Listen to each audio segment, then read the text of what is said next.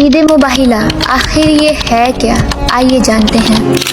اسلام کی سب سے بڑی فتح وہ دن جب کسی میدان میں تلوار نہیں چلی لیکن حق نے باطل کو ایسی شکست دی کہ قیامت تک کے لیے شرک کا سر جھک گیا، یعنی 24 ذی الحج عید مباحلہ۔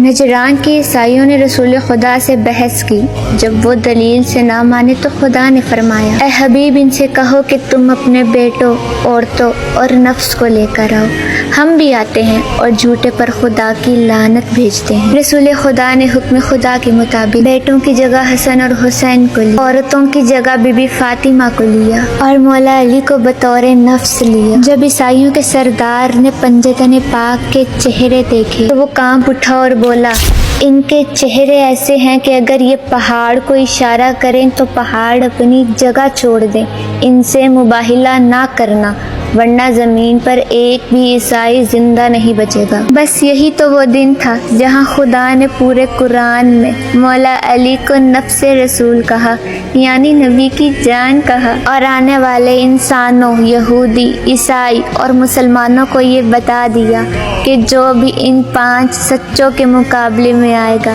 وہ لعنت کا حقدار ہوگا۔